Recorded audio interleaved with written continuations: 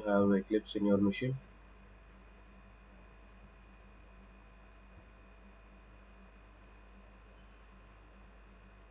Yeah. If not started with practice, okay, please start right away. Though if you don't know basics also, don't hesitate to ask. Okay, you can ask. Though if you don't have the basic knowledge of, you know, during Korja also, if you don't practice anything, don't hesitate. You can ask. We will help you. Okay. So I hope you all good. But yeah, still if anyone right needs my help, let me know. So I think my screen is visible, right? So this is the Git link that I have shared. Okay, spring boot microservices. So here you have all your examples. I didn't place any numbering here. As per videos, if you go right, you can see which example we created for that day. You can download and practice it. First watch video and see what example we have done for that particular concept and download and do it. Okay. So in last session we discussed about IOC, loosely coupled architecture, how it is possible. Okay, via dependency injection we learned it, and we understand the difference between lookup and injection as well, right? Instead we writing the dependencies code, we are asking Spring to inject it. We write it ourselves, we learned it as a dependency lookup. Instead we are doing dependency injection via IOC. So it is making possible that implementing our application with loosely coupled architecture. So it will give a lot of flexibility to change the dependencies, right? So if you just remember that phone sim example, right? That must be sufficient to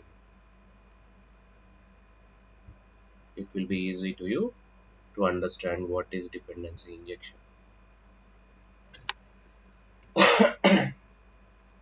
Just a minute, yes. So now I want to go little in depth into this. Okay, in how many ways we can inject and how many types we can inject, we will see. Okay, in how many ways we can inject dependencies and how many types we can inject, that we will see. Okay, in last session we understand that how we can make our application flexible like a GSMA phone. GSMA phone will have an interface here to insert SIM cards. Same way, while writing your classes also, your classes should have interfaces rather than the direct class dependencies. So that's what will make your class loosely coupled. Either it can be a controller or service or DAO. During your class implementation, remember that if you have any dependency class here, rather than creating a class, create a its interface object, its interface reference, and inject your object into interface. Okay, that will give you a lot of flexibility in future. Whenever you want to change, you can easily change. Remember these two examples. Okay, phone example and car with the tire example. Phone with sim, car with tire. Okay, so I hope you all understand it. Yeah, still no issue. During practice you will realize it if you try to practice by removing one tire, and if you try to insert a new tire, or if you do example like phone and sim, you will be definitely realizing it. Else no issues. During our end-to-end MVC examples I do the same practice, so you'll be getting hands-on by that time. Now today we will see more in depth about dependency injection. We understand dependency injection is all about injecting data into a class. In simple words, dependency injection is injecting data into a class. So why a class needs a data means it may need some dependency parameters. If it is a DO class, it may need some connection parameters. If it is a service class, and if that service class is making a call to some other services via REST API, that REST API itself may be dependency. For your controller class, service classes might be dependencies. So every class definitely will have some dependencies. Every class definitely will have some dependencies during your implementation. So what you can do, first learn to inject anything into your classes. Okay, I have some class here. Into my class I want to inject some parameters here. Into a class I want to inject some parameters here, from where I can pass them while using Spring. Here I have IOC as a helper. It's a container. This IOC container will helps me to inject all your required parameters. It can be a simple primitive type or secondary type or collections. What types we can have here? It can be a simple primitive data type. It can be secondary data type. It can be a simple array also. It can be collection also. Anything. Your class may need any type of data here. Primitive, secondary, arrays, collections, whatever it is. You need not to hard code them. When we say dependencies means that is providing a dynamic way to pass parameters from your XML file. So you need not to hard code it. You need not to hard code it. So if your class needs any data, either primitives data, secondary types data, arrays data, or collection data, anything you can pass from your XML file. Anything you can pass from your XML file. From XML file you can supply the data. Actual data you can pass here. Data input you can give from here. Data input, right? You can give from here. What IOC will do? IOC will read all your inputs, and IOC will create object for this class. It will read your class. It will read configurations. IOC will read your class, and as well as it will read your inputs. Finally, in your machine it will create a object. Your class object will be created. Your class object will be created into that object, right? All this data it will inject whatever inputs you have given, right? Excuse me.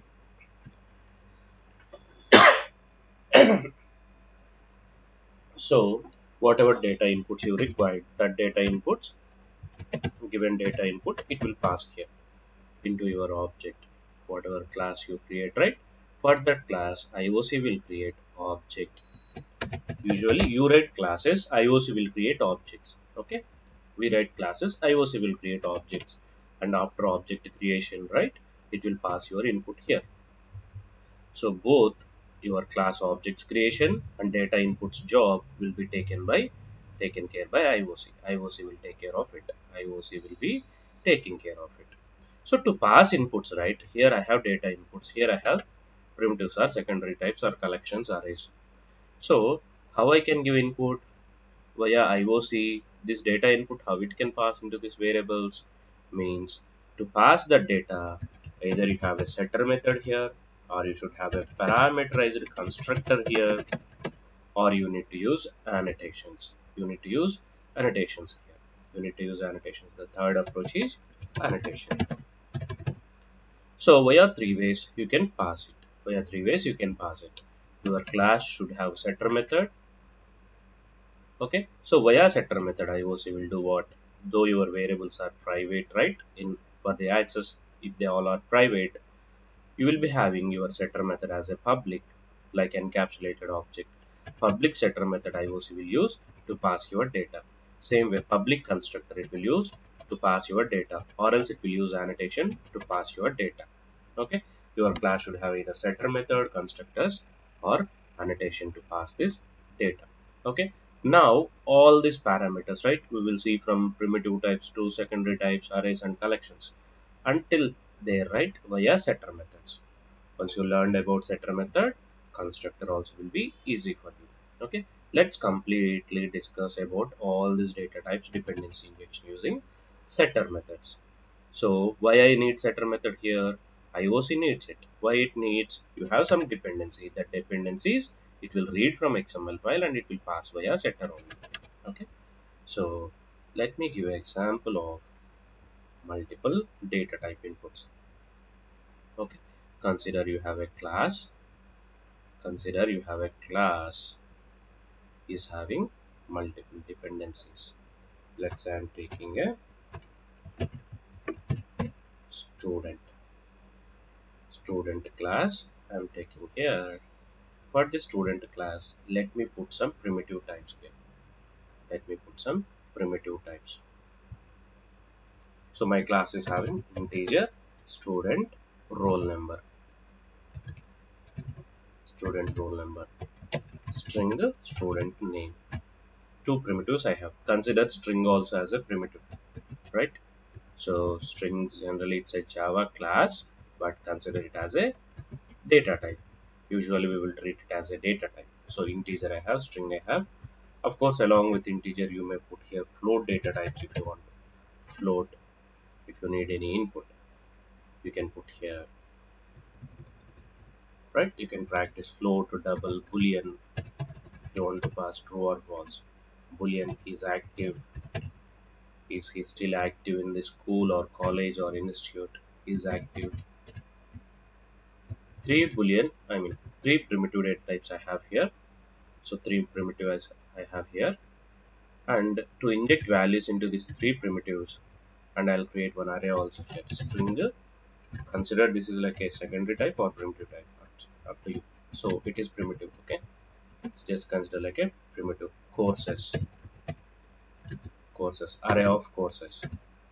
So one array type I have. So three primitive types, one array type, and I'll create one secondary type. So we learned secondary type already. Let me put one more secondary type here. Student is having a book dependency, a book or array of books. Secondary type. Okay, this is secondary type. Java object type or class type dependency, and here string array type dependency, and one boolean dependency, one integer and one string.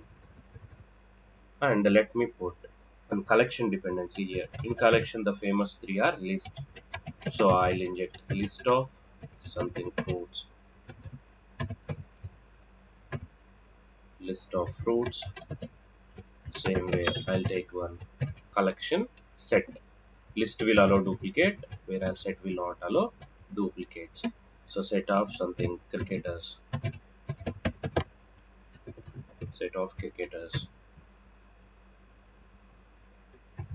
and I will take one map which will hold key and value. Okay, something states and capitals. Okay, now I am taking three types. One is primitives. I have primitives here, three primitives, and one array type, one secondary type, and three collection types. Primitive type, array type, secondary type, collections. Now I want to inject all this data. Okay, what I want to do, using IOC, I want to inject all this data during after my object creation. By taking IOC help, I don't want hard code them. I want to pass from XML file. So from here I want to give all the data input. And remember that dependency injection or these dependencies should be your developer dependencies. Don't to take your imagination to these as a user inputs which are coming from front end. For front end to back end, you need not to do any dependency injection. Front end data straight away it will go to your methods. Like, okay, so this is like, you are constructing a app. You are constructing a app. You are a developer. So developer inputs, right, via XML file during your development time. While you are writing coding in your development phase only, you do all this. Okay, all the data inputs from XML to your classes and writing this variable setters. During development time, you do this. And actual front user, once after your development testing everything is done, once you deploy your code, front end user used to access your application and pass the data via methods. Okay, nothing to do with these variables for the front end user. So all these data inputs will be given by developer. You are the developer, so you will be doing it, right? Data inputs, or you may say developer inputs. So developer do this task. You will be passing all your inputs. So IOC do what? Based on the data inputs, and that too the data inputs you pass via setters or constructors or through annotations. Okay, so the data will be injected into this class by one of this channel, setter or constructor or a annotation. Okay, so now let's see how we will do it. Let me create an example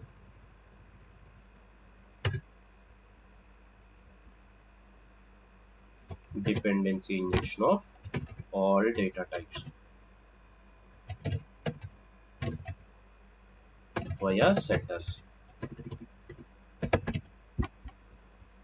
DA of all data types via setters,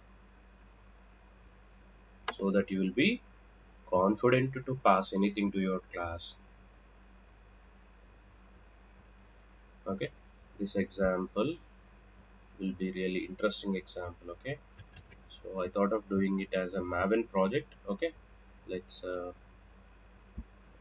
remember that maybe from next session we do that. Now we have we have a project here, added libraries.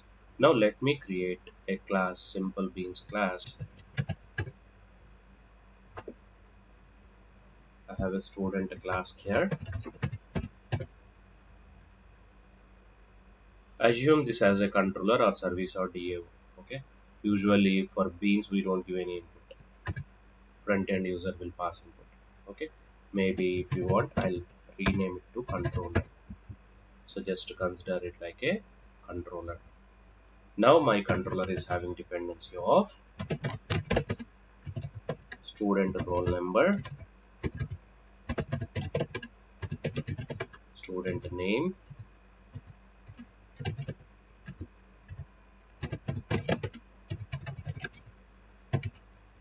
is he active or not. Consider these three as primitives. Okay, first let's do with the primitives only. Okay, for these three primitives I'll be writing setter methods here. So set roll number, set name, set active. Okay, or else nowadays people are not writing setters, right? Nowadays people are not writing setters. So if you don't want to write the setters, if you don't want take time to write the setters, use lombok here, lombok annotations. Okay, so lombok is a new approach where it will avoid all the setters, constructors, everything. Okay, you may add lombok dependency. So when you use lombok, right, here if you mention at the rate setters, automatically it will generate three setter methods for you. Just imagine these three setters are generated by this annotation. Lombok setter annotation will generate three setter methods for you. Okay, so set roll number. Just imagine, though you don't write these three setter methods here, you consider like you are writing them. Okay, so for you this setter annotation will provide you, or else for time being let me not use that. Okay, you can use simple setter methods. Okay, it's up to you. And I want a toString method to display or to see what all injected. I'll be generating one toString method. Okay, now let's play with primitives. Try to pass primitives into this class. Let me have here XML file, resources. Create a XML file here. Create a package resources and create a file XML. You will be having first DTD here, and your XML starts with the bean tag. between bean and bean, you can configure your beans, controllers, services, DAOs, whatever it is. Now my controller class, student controller. Okay, std class beans dot student controller. Okay, yeah, my class is configured. Now from where I should pass the dependencies? Between this bean and bean tag, right? Here I opened my class student controller bean tag. Here I am closing it. Between this bean and bean tag only, you need to call your setter methods. How do you call? Using property tag. Property tag will help you to pass values into setter methods. Any type of value you can pass into this class. So I have roll number, name, and active. Three different data types. One number I want to pass, one string I want to pass, and one boolean I want to pass. So keep that roll number here and give value 1220, my roll number, and property name. So what else properties we have? Roll number, then name. It's a string type. Name value 9. One more property I have. Active. Still is active in the college? No, false. If you see here, using double quotes only, I have given number. Using double quotes only, I have given string. Using double quotes only, I have given boolean. So as it is a simple XML file, you pass your data, you give your inputs in the string itself. But while passing into your class automatically, that will be converted into your required type. Here I have integer. Implicitly, it will do conversion of this string, right? Just it will read this value. Forget about these strings. So whatever value you have given, this value it will read, and it will pass that as a number here, and it will read this name, and this name it will pass as a string here, and it will read this boolean value and pass it here. So you need to pass, while passing these values in XML, right? The suitable values only you should pass. So here numbers only you need to give, no alphanumeric values or no characters. Just a number only you should give. Then only it can able to typecast it into integer type. Here you need to give proper boolean values, true or false, right? You should give either small characters true or false. If you use uppercase, then also it will not work. So this way you can call your setter methods and pass data into your class. Now let's run it and see how this will work.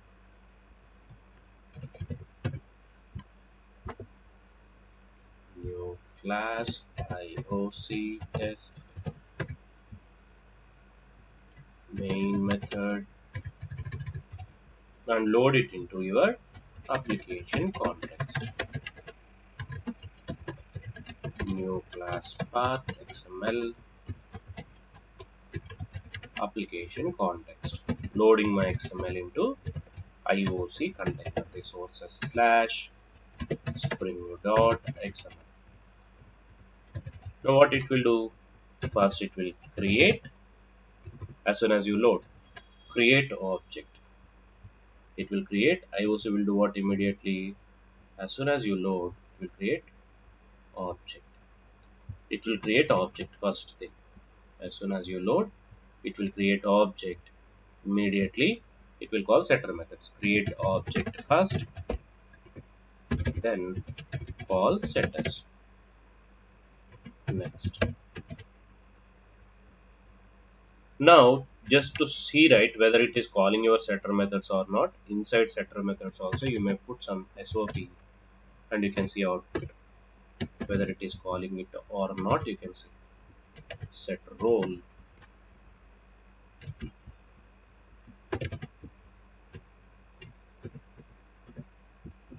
set name,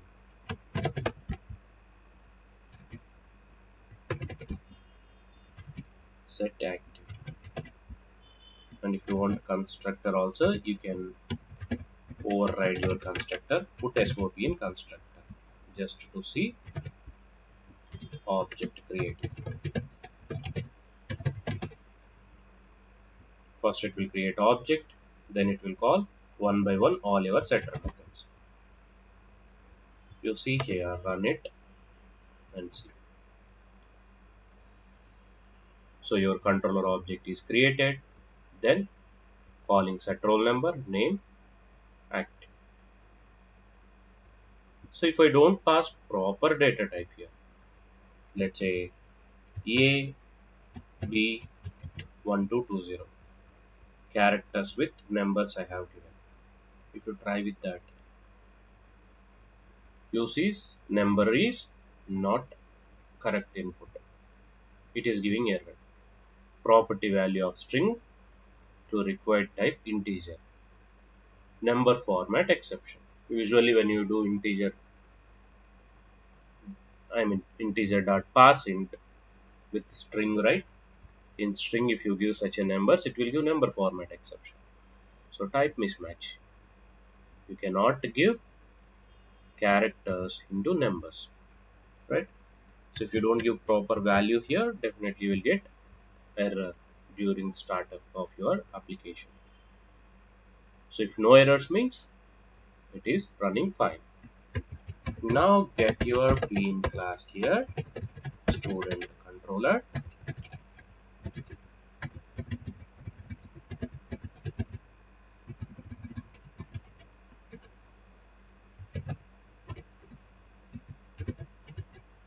and call SOP student.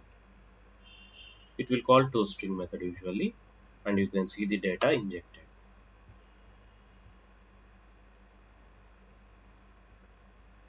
Now you can see it is printing roll number, name, active, false. So your data getting into your class. ToString method showing it. Your class is having roll number, name, and the active value is equal to false.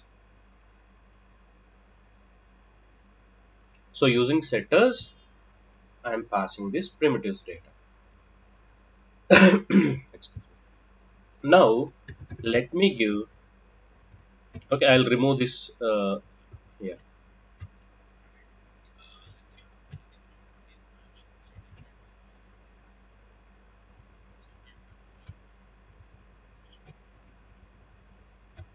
You see here. What I want to say is it can be any class. Okay, your class can be a controller.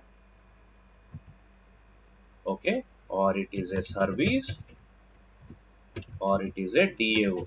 Any of your MVC classes can have dependencies.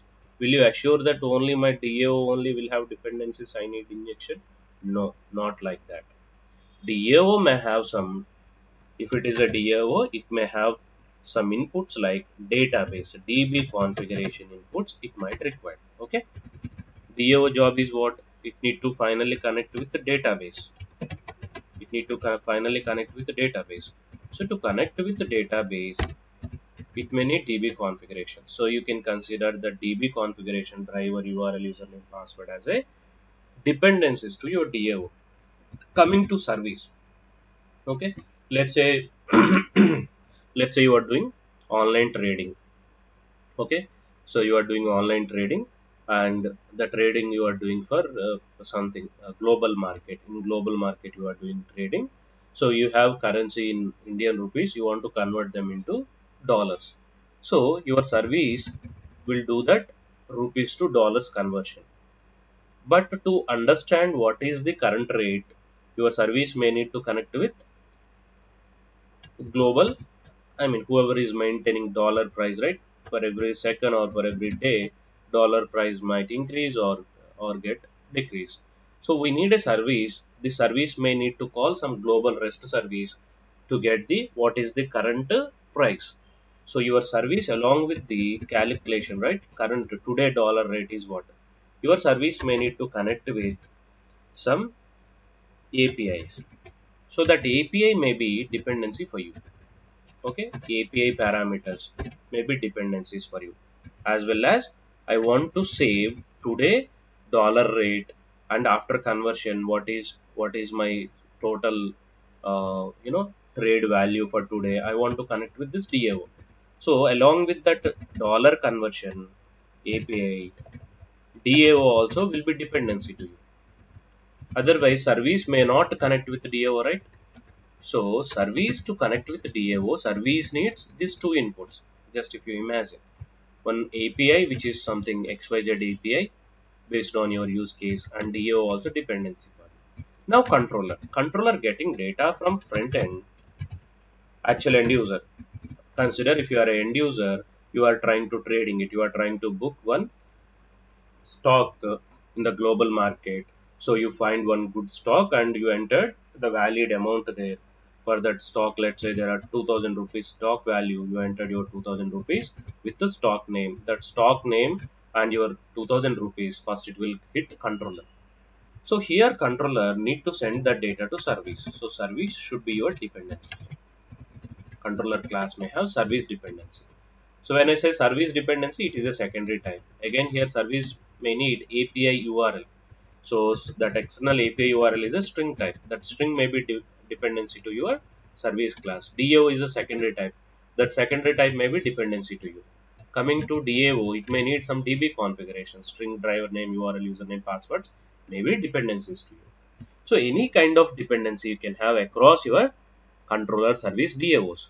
You should able to place your dependencies into your class. Consider this student controller as a, or else let me name it. It can be a controller or service or DO, any class. Student application class. It can be anything. Okay.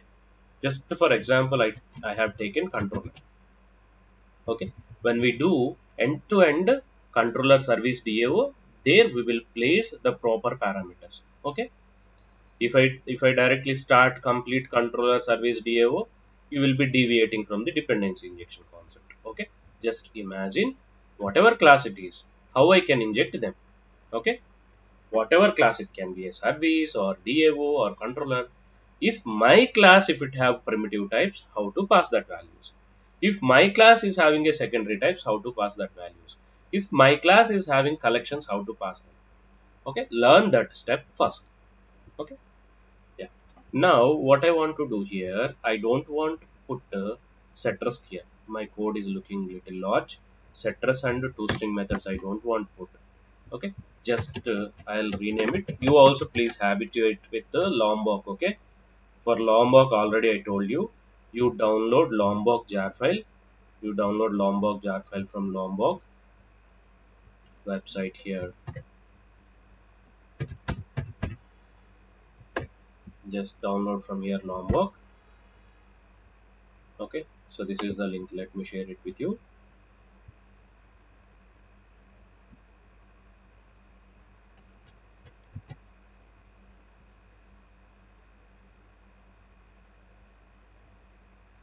Yeah.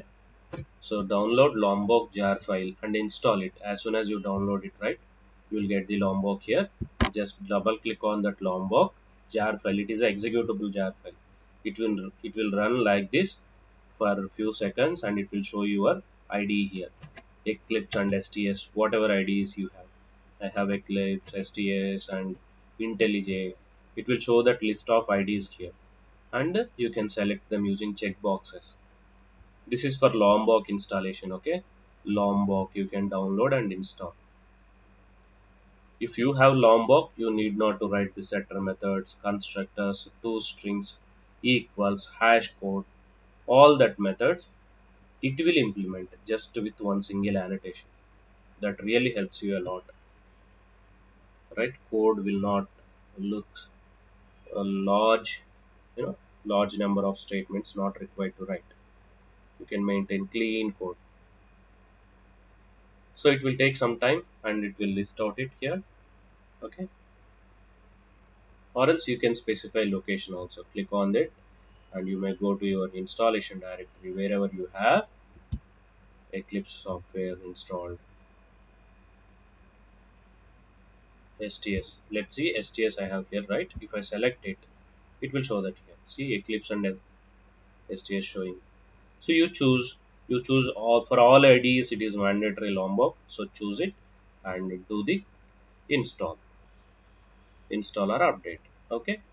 So as soon as it is done, right, just close it and restart your mission. That's it. Okay. And after your project creation, right, go to build path, the same jar file from downloads, right, add same Lombok jar file into your class path bus. Now Lombok also will be available for you.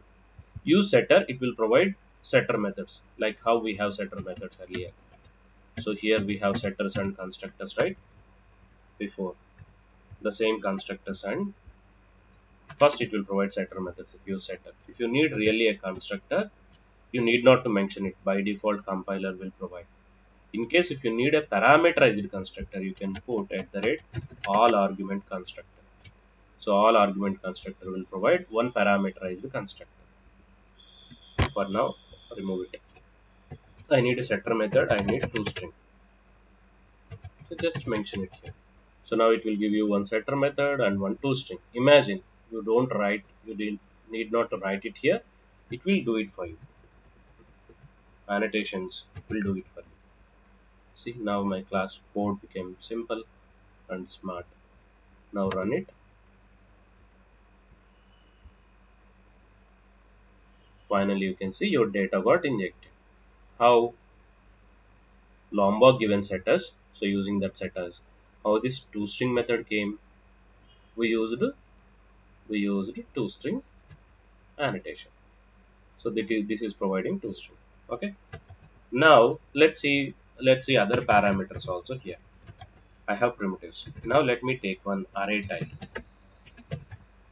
Let me take one array type. String array only I will take. Private string array of what we are taking inputs here. String array of courses. String array of courses. Now this setter method also it will generate for you. You just go to your class and call that property courses. Now which type it is? Array of strings I need to pass. It is a array of strings type. How I can pass array of strings here? For simple value, I have value attribute here. So using value attribute, I am giving ID or name or boolean values. Now list of strings, how I can pass? Can I use value and can I pass comma separated values here? Naveen, comma Praveen. Will it take each one as a string? No. When you have array of values, right? It can be a primitive type or secondary type. First, you need to use a list tag here. You need to use a list tag here. In between your property and property, you need to use list tag so that it will understand that this courses may be a array type or list type. It will understand that your courses may be a array type or list type. So now this is array type. Okay. Into that array, what values you are expecting? Strings only. So you can pass that strings here. List of values you can pass now. Courses. Spring Boot.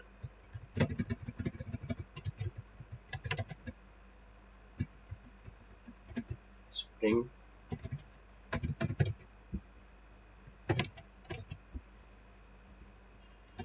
Microservices. So now it will pass the Spring Boot microservices and Spring. These three values it will give input as a array here into the single object. In index 0, it will place Spring. In index 1, it will place Spring Boot. In index 2, it will place MS. Run and see.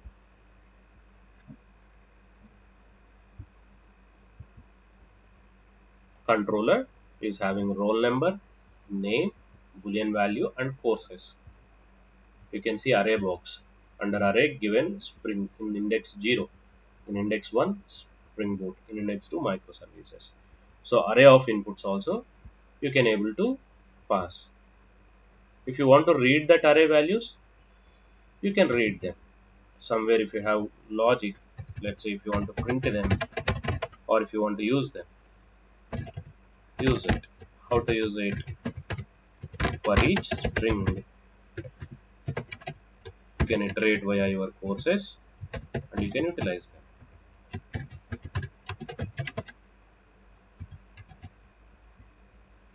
So wherever you want to call, you can call it. So it will iterate through your courses and it will print them. Student dot use it.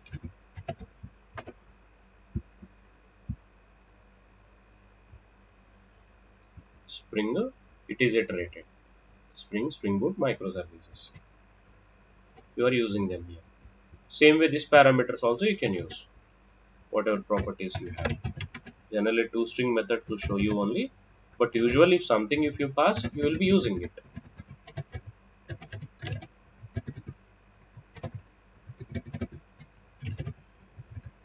Any your business method or your DO method, whatever it is, it will use all that properties here.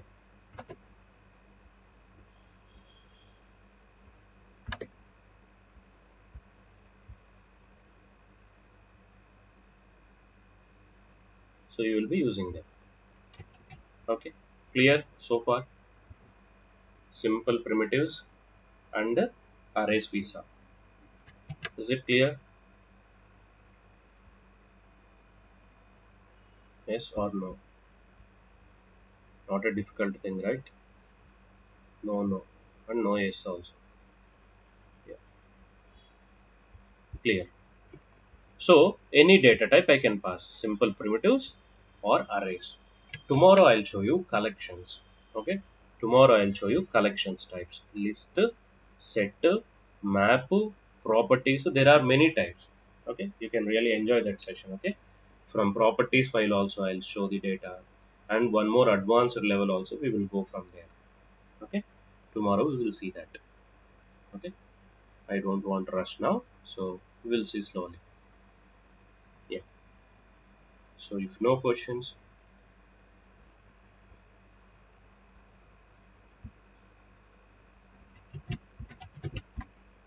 I shared it. It went to admin only. Now it will be to everyone.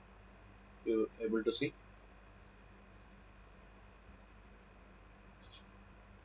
And now today example also. Upload. Let me pull this there.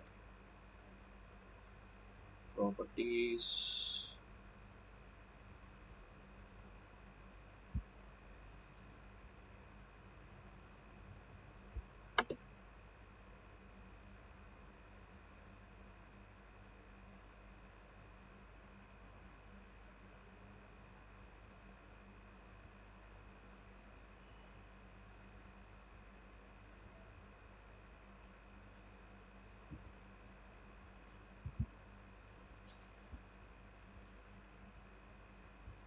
Dependency injection of all types.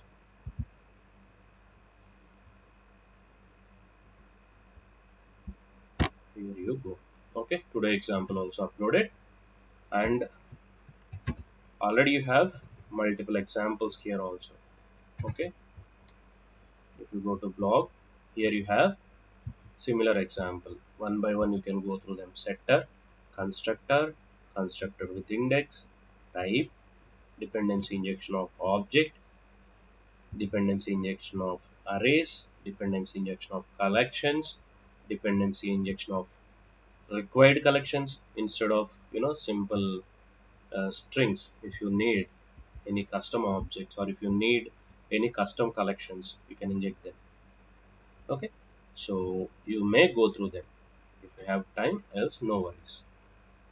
Here also you have multiple examples along with your classroom. Go through this blog example also. You can find beautiful examples here.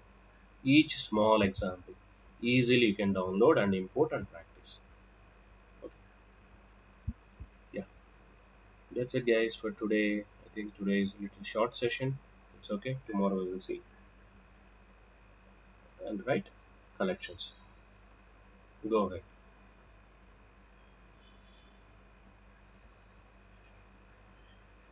Hmm.